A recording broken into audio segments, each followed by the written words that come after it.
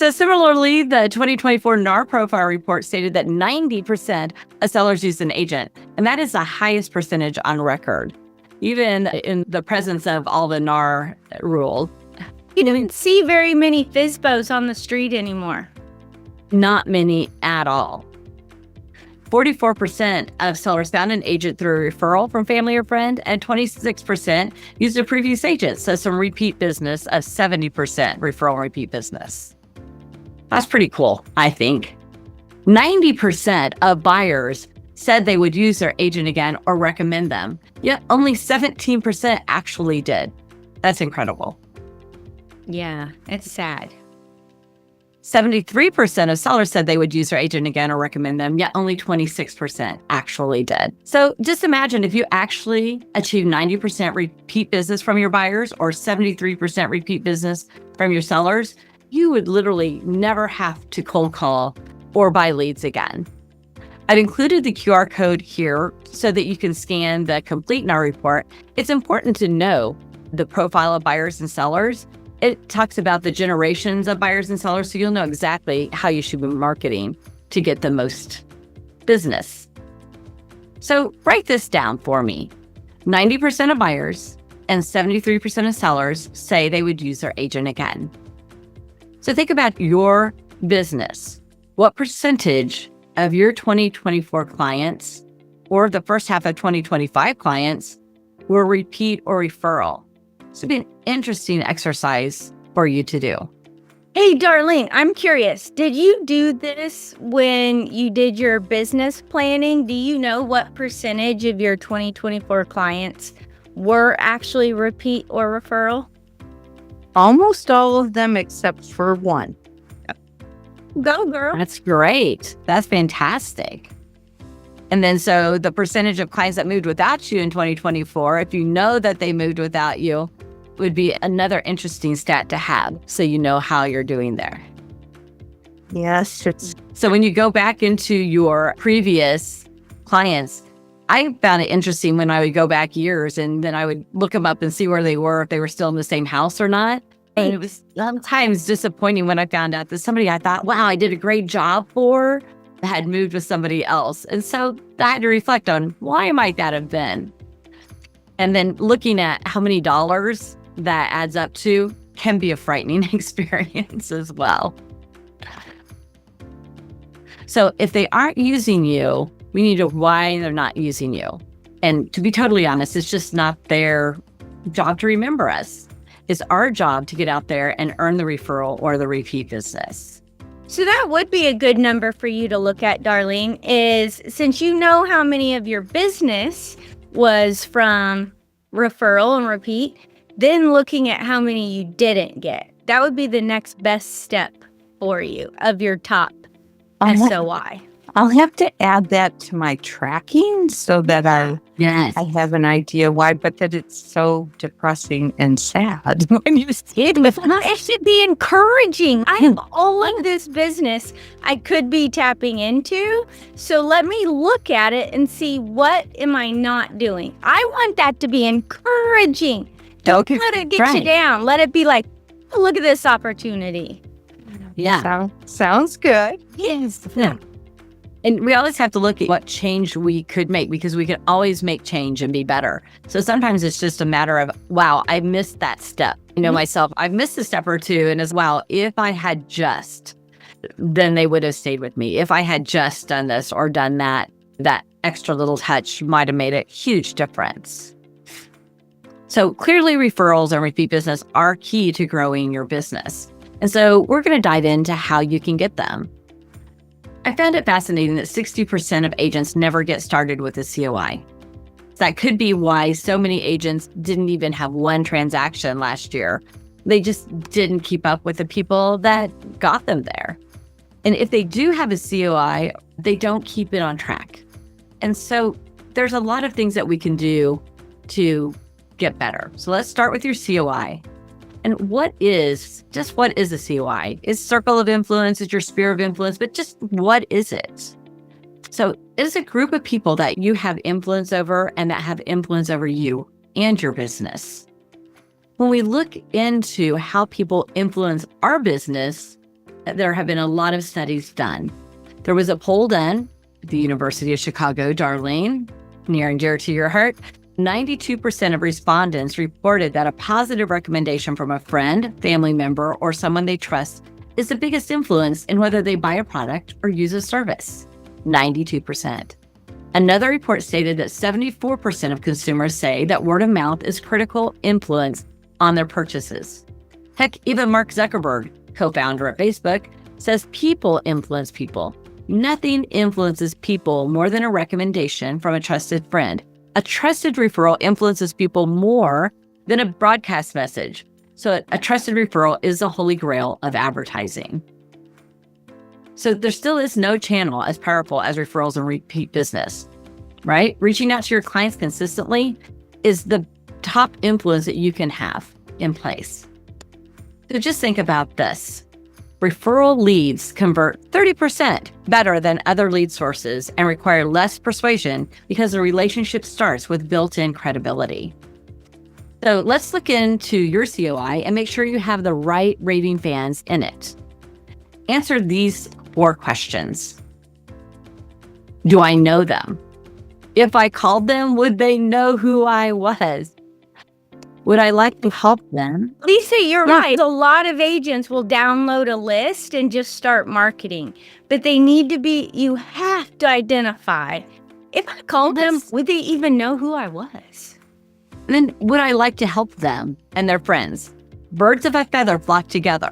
So if you had a client that was a very difficult, disagreeable person, chances are people that hang out with them, their friends, may also be disagreeable. Maybe not, but I would keep that in mind. Would I like to help them and their friends? Am I willing to invest my time and money on them? Are they worth my time and money? And would I be upset if they listed or bought with someone else? So I would encourage you to dive deep into your COI and ask these questions to determine whether they need to stay or go. Because some people that you have in your database should honestly just be cut. You really want to make sure that when you're looking at your COI, you're drilling deep and not so much wide. A broad net sounds like a great idea, but really if you're just more intentional with those top few, you will have more meaningful relationships and sometimes better business. If you answered yes, they should be in your COI and you should have intentional and consistent communication with them. And I got a question real fast for Darlene, because she's got a great referral business. So Darlene, when you drive into your neighborhood, have you seen any other real estate sign besides in your own personal neighborhood? Yes. Oh, and how does that make you feel? Not always good. Sometimes they're personal friends or relatives, or the one that markets the neighborhood with 50 million events. So I don't know. Now, is that realistic? Do they do 1 or 2 events a year? Oh no, there's one that does like 4 events a year, but their relatives live in the neighborhood. Okay. But I don't know that those events are worth it because I don't see that many signs from them. So I don't know. Yeah. Interesting. Okay, keep going. Sorry, Lisa. I can just say. So I think that it's interesting too, because I have heard agents say before, yeah, but such and so agent lives in my neighborhood, so I don't have a chance. But to your point, Darlene, their signs aren't all over the neighborhood. And quite honestly, not everybody is everybody's cup of tea. So I think that there's enough business for everybody. So I would never shy away from marketing my neighborhood just because another realtor lived in my neighborhood and marketed the neighborhood. I would go for it. And of course, if you see their signs are in every yard, then maybe that's another story. But if they're not getting the business, then you need to go get it. That would be my advice. This is next steps for me since I've already I know. tried to organize. I'm trying to organize and restructure my COI list. Have been working on that. And then also looking at 2 other avenues of income. Maybe getting into marketing my neighborhood over and over again might be a good thing as well. Jerry Reese, right? Jerry Reese told me that realtors win a neighborhood at a time. So you win your neighborhood, then you go to the next neighborhood beside it, then the next neighborhood. So you start with yours and you build your way out in neighborhoods. Yeah, start small and scale out. That's all we can do. We want to start small and scale out, and then you'll do it in a meaningful way and you won't be so overwhelmed. Yes. Do you have any delightful ideas on how to efficiently, cost effectively market the neighborhood? Abs.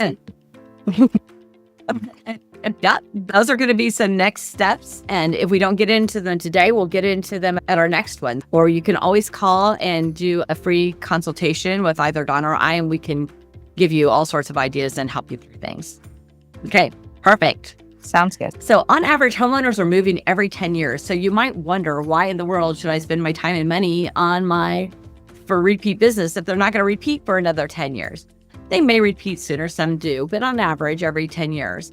But the real magic is that on average, everybody knows at least 4 people that are thinking about making that move right now. So it's super important that you recognize all the opportunity that's in your COI, especially from people who aren't currently in your COI, but could be a referral. So that's why it's super important to stay in front of everybody that you know, because your COI is, of course, the heartbeat of your business. And if you take care of them, they will absolutely take care of you. We're going to dive into some tips for a healthy pipeline. And this is about keeping in touch outside of the transaction, which I think is the most important time. When you're in transaction, it's easy to be in flow with people. But once you close and you close the casket and bring the flowers and go on with your life, remember that that's when you really need to dive in deep with those people that you just had a wonderful time with, that paid you tens of thousands of dollars to help you afford the life you like. So maybe it's a time for a checkup and for you to take the pulse of your COI. Use the 16 predictors. Darlene, you know about those, what they're doing and what change there is, and know about your relationship with your clients. Most of you have a CRM that your company offers you, that you put your COI in. And sometimes it's just a database of people and you don't even know who they are. But most CRMs have the ability or the option for you to either tag everybody in it with a certain tag, or you can group your COI, your people in there. There are multiple ways that CRMs allow you to identify who's in there.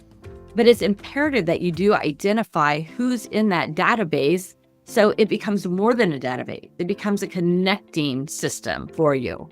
So just think about grouping everybody in there. Go through and find out, did they buy with me? Did they sell with me? Have they referred somebody to me? If they heard someone talking about real estate, would they automatically say my name? If they would, that's a rating. That's an A. That's an A always. And so make sure that you either tag them with an A or top 10 or top 20% or whatever you want to do, however you want to do it. Did they buy with you? Did they with you? Would they refer you, or have they referred you? If someone asked them if they knew a realtor, would they say your name? They're not just going to offer it unless somebody asks, because that's their personality. And then your C's, they know you, but they haven't used you. Maybe they referred you. I have several people like that never use me because they're never going to move, but they refer me all the time. These are your C people. They don't give referrals, but they would possibly use you if they wanted to buy or sell. And then you have your D's. You don't know them well, maybe not at all. Maybe they're a cold lead, maybe they're open house, and they just won't refer you at this time, but they're still important to have in there because they are a lead after all. So you want to make sure that you're spending most of your time and money, of course, on your A's and B's. If you have an extra large COI, you might limit some of your stuff to your top 20%, not maybe your B's don't qualify for there.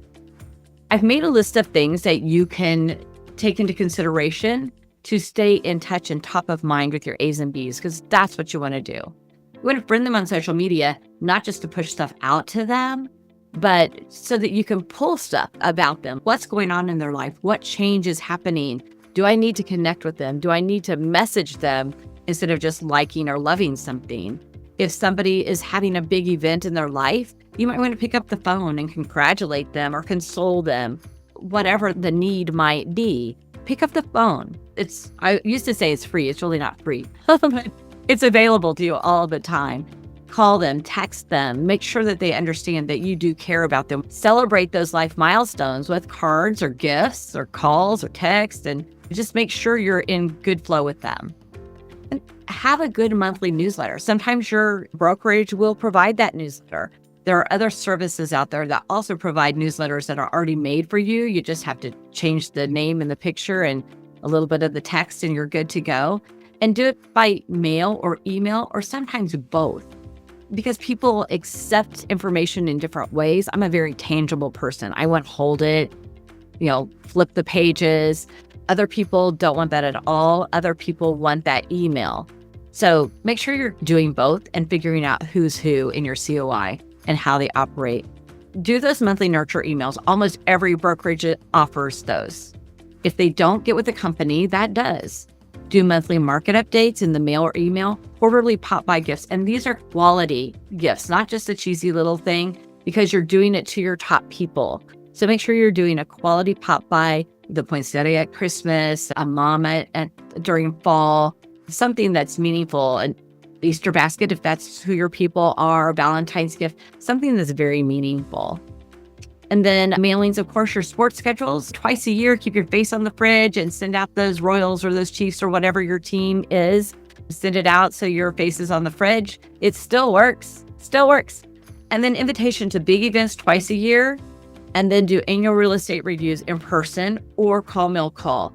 You cannot email a real estate review. It will not get you what you want, because the annual real estate review is not a listing appointment, but it is something that allows you to get in front of your people. So make sure that you are doing that, and we'll do more on that, or you can contact us and we can help you through it. Your C's, just friend on social media, keep in flow, do your monthly nurture email, your monthly market updates in the mail or email, your monthly newsletter. Do the sports calendar. Again, these C people, they need a little massaging so you can move them into the A's and B's. That's the whole point of having this system, so that you can move those people to your A's and raving fans, make them your raving fans. And I always say that the C's have to be trained to refer you. Absolutely. So they're the ones that you overdo it when they refer you, or you have to ask them. The C's are the ones you have to ask for the referrals. If you knew someone that was getting ready to move, who would be your referring agent? And if you don't have one, I would love to be that person. They're the ones you have to train. Absolutely. Honestly, you have to train them all. You have to earn that referral. Some people just don't know how our business works, which is weird to us. But the general public, they don't understand. They think you work for this big brokerage and you just get a paycheck. And that's not true. So make sure that you are following up with everybody. And the D's, again, they're usually people you met at open house, or they're a lead that was given to you. They're people that you don't know yet. And so you need to have a great follow-up campaign. And Dawn is going to go through that later here for you. Here's the 16 predictors that I was talking about. If you want to scan this QR code, it's going to give you the list of those 16 predictors.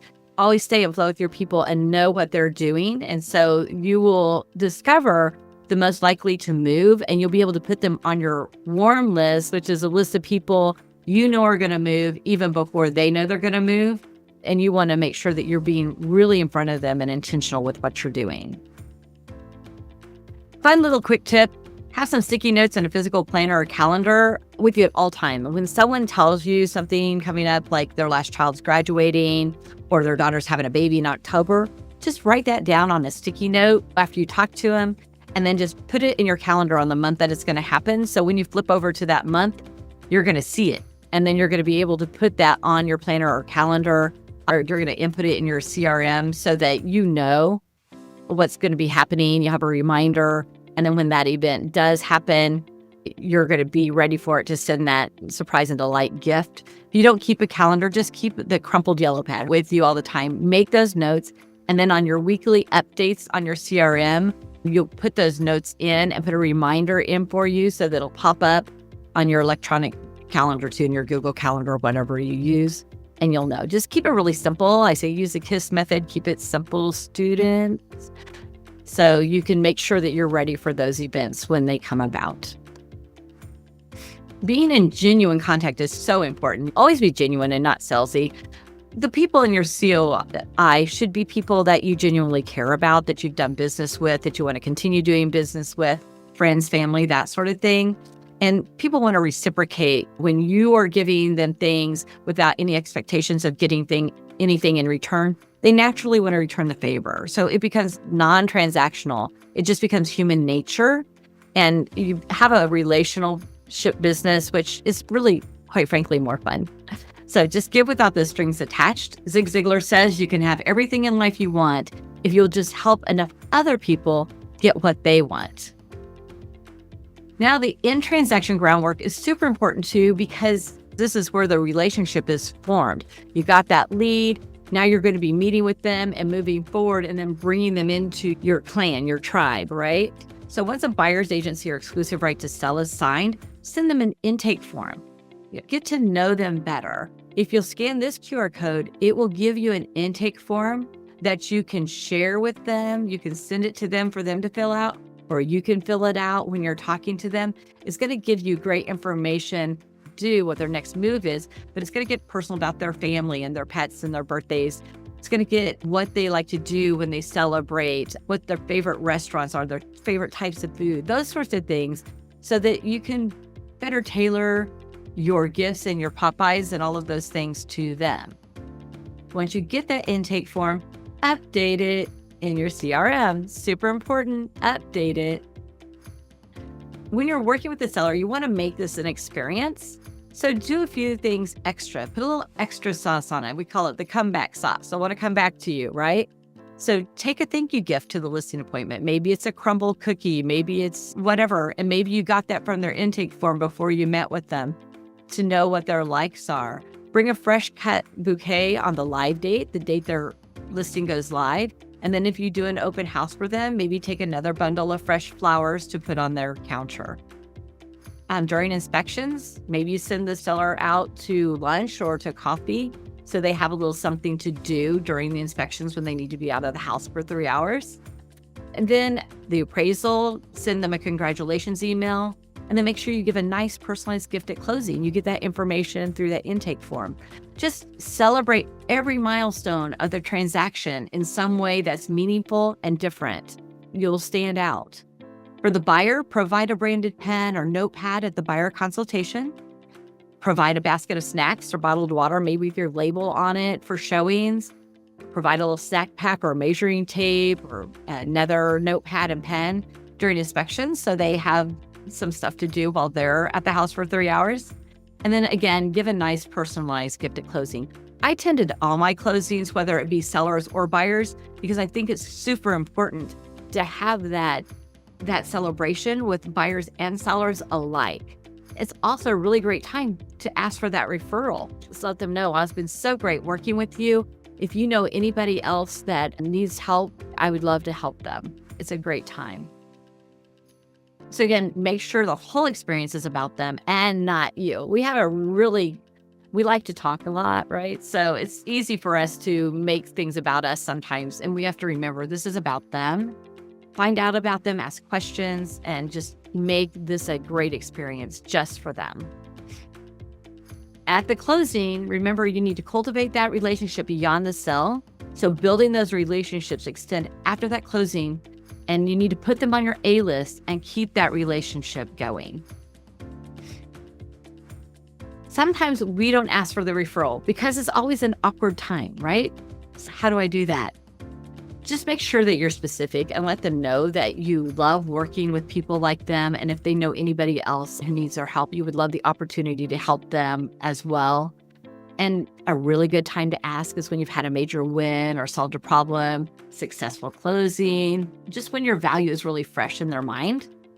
And just keep it casual and confident. If you're doing your business right, you're earning that referral. So don't feel ashamed or bashful because you're asking for their help. People like to help people. And so just make sure that they understand that, wow, you could really use their help to grow your business and that you love building your business through referral and repeat business. So you're always working with people that you like to work with. Oh, excuse me. Here's some ideal prompting scripts. I'd encourage you to scan this QR code. It's going to have some scripts that you can use to ask for referrals without sounding salesy. Some really soft. Is everybody able? Hopefully you're all able to scan that. If not, reach out to us and we'll be happy to send it to you. The way to get started is to quit talking and begin doing. I think Walt Disney is a really good one to listen to. Here's some books that inspire me, and hopefully they'll inspire you too. Your business does not grow without raving fans. Raving fans don't happen without consistent follow-up. So take a peek at some of these books, listen to them on Audible. You'll get some more great ideas on how to move forward. But without further ado, we're going to pass it off to Dawn, and she is going to go over how to set up a very successful follow-up plan.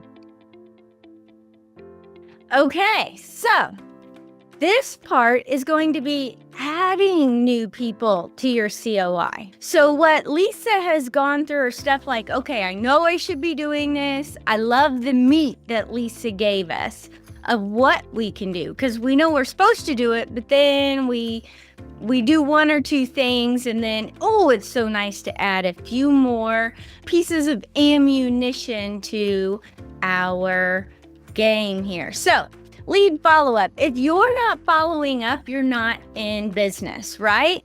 How many untouched leads are in your system right now? You have a big COI, but how many of them have you reached out to lately?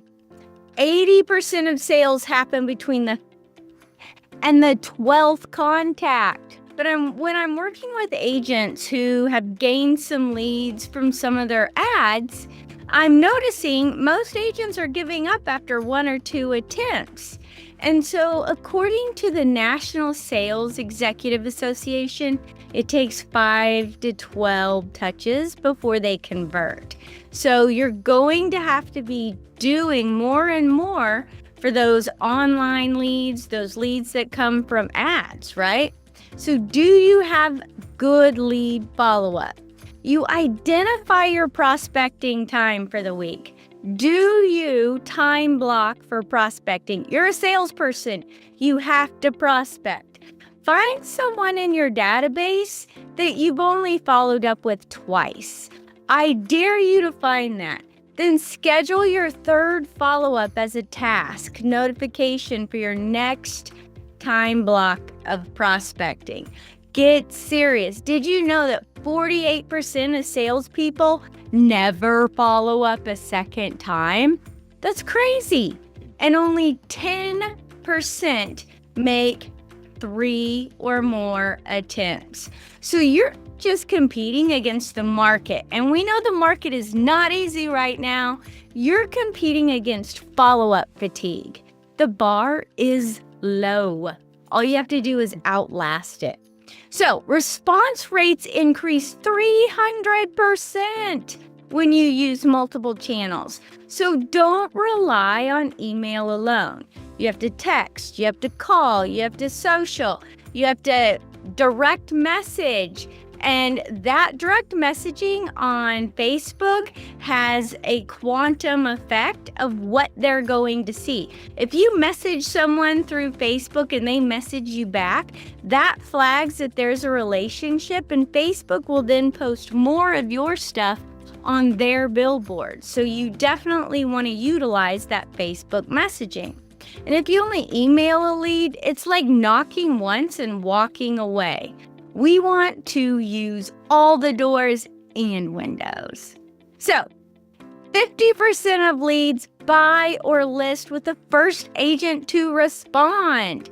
Speed to response is critical, but so is consistency after that first connection. So if somebody you don't know reaches out to you, what do you do to stay in front of them? Do you just put them in your email list? Real estate leads convert over 6 to 18 months. This is a long time. According to Zillow and Realtor.com trends, many buyer and seller leads are early in the research phase, right? They've started looking online. They want to see a house. They're not even prepared. Long-term nurture is not optional. Your leads aren't dead, they're just dormant, but only if you stay quiet. So treat your database like a business asset, not a Rolodex. Imagine you had to sell your database tomorrow.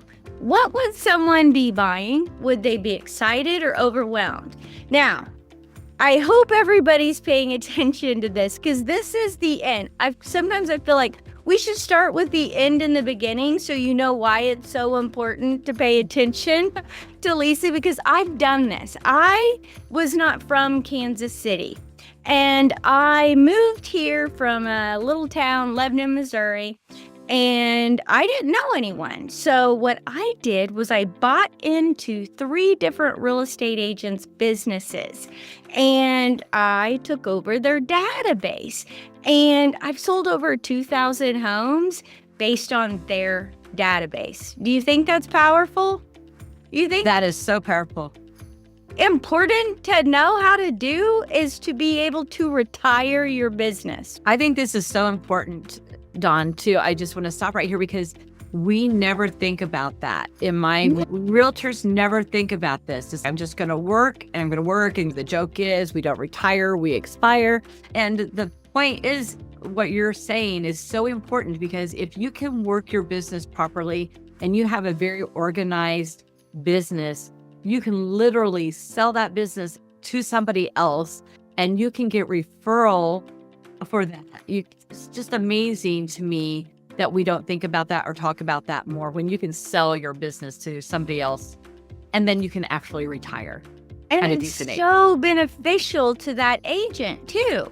But it has to be a good relationship. And it took me over a year to negotiate that with each one of those agents. So it's something you have to think ahead for. Because Darlene, you mentioned you're looking at 2 or 3 other financial streams of income. And I'm like, what if you had 2 or 3 more databases, because you know how to work them, right? So would someone else even understand your tags and notes? Are there active campaigns and reminders in place? And would it come with a reputation for consistency? Just like a rental property brings in income when well maintained, your CRM pays you in commissions, referrals, and legacy value. So, adopt an exit-minded mindset now. Most entrepreneurs go into business wondering we have to say, what is my big vision? How do I want to retire? Where do I want to go with this? I don't want to just survive and make it from month to month. What is this big vision that's driving me, and how fast can I get there? You don't need to be retiring to think like a retiring agent. Think long-term helps you act intentionally today. So what would you need to change to make your database sellable? What would you need to change? Who in your brokerage or area might be exiting in the next 1 or 2 years? Are you building the systems and follow-up habits that make someone trust you with that asset? That's a great question. The opportunity to be a successor. Agents leave the business every day, and most let their database just die. That's money left on the table. You just walked away from your business. Just walked away. Reach out to retiring or semi-active agents about adopting their past clients. Offer a referral agreement where you pay them a split on closed deals on their past clients. Be ready with systems in place, tag CRM, email drip campaigns, and your personal research, so they trust you and they think, oh my gosh, they're going to do better than I even did taking care of my clients. I would be a fool not to let them take this over so I can continue to receive income. How to be a successor? You take over communication and care of their database. Clients, leads, SOI, past clients. They receive a referral fee for any business that closes from those relationships. And what I've done with agents in the past is working with the successor and the predecessor is that for a year, we co-market, we co-brand. So they get used to seeing your face with their face, right? You're making the calls, you're reaching out, you're letting them know that you are working with them so that they can take a little bit more time, but they've entrusted you with their business and they're still here. So you want to build that relationship and let them see the two of you together. Now, then they're like, how do you pay them?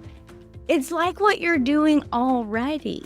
For all clients or contacts in the adopted database who result in a closed transaction, then it's okay. They'll receive 25% referral fee on the gross side commission of each closing. And you can make the time period for as long as you want. This applies for 36 months. You could put an optional clause in there. The referral fee may reduce to 15% after 24 months if desired for that long-term scalability. There's multiple ways you can set this up. You can even put exclusions in your agreement. Deals initiated by the exiting agent before the agreement are excluded. Personal friends or family of the adopting agent already in their CRM are excluded. You want to think through those exclusions, and then let's get real, okay? I want you to score your CRM. What percentage of contacts with complete information do you have? Their name, phone, their email, and their home address. Do you have all that? What percentage of contacts have tags? What percentage are active pipeline? How many conversations are underway? And then drip campaigns or follow-up plans are in place. Set 3 goals to raise the value of your database in the next 30 days. What 3 things could you do to increase the value of your database today that would help you sell it off tomorrow? If your CRM was your retirement plan, would you be able to cash it in? And if someone handed you theirs, would you know what to do with it tomorrow? Join us for our next webinar. Take it away, Lisa. All right.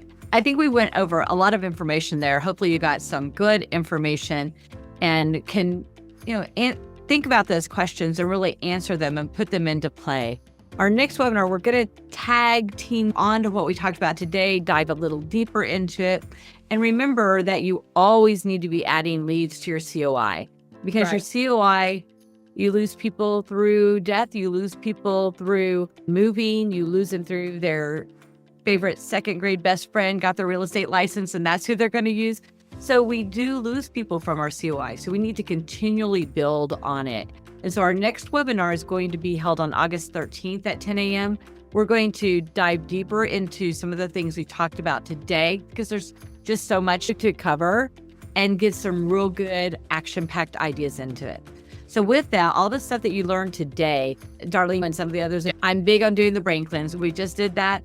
So take the information that you got from this meeting today, from this webinar, and write down everything that you're not doing that you want to do and that you should be doing. Write those things down and then choose 1 or 2 that you want to act on now.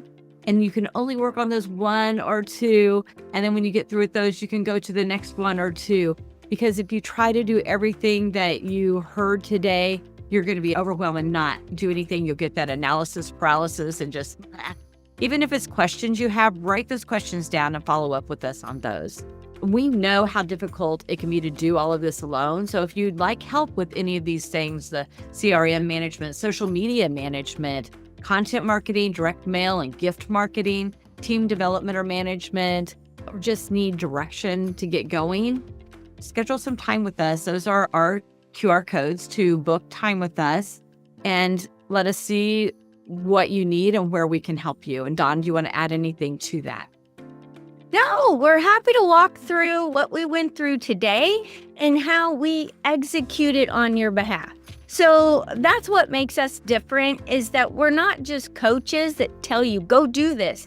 No, our company implements your plan for you. So if you're like, I really want to do this marketing plan. All right, let's work on it together. I'll tell you how long it should run, what budget you need to have, how to add those people to your CRM. All of this automation that's going on behind the scenes, I'm an addict for. I love automation. Yes. I love the technology. And so we help you implement all of that. We do it for you so you don't have to. We're not going to coach you and tell you to do more. All this stuff we actually do for you. So if that's something you're interested in, and maybe just a piece at a time, we're here to help. We know after being brokers for so long that brokerages provide a lot of great tools. Coaches provide great information. But who implements this for you? You think, oh, I'll get in a system. Then you have to train them. They only last about 6 months sometimes. And you have to tell them everything that you need to do. We know that this is the missing piece in the struggle. And we love serving our agents and fellow entrepreneurs. So that's what we do, is we implement this on your behalf and we guide and make decisions with you.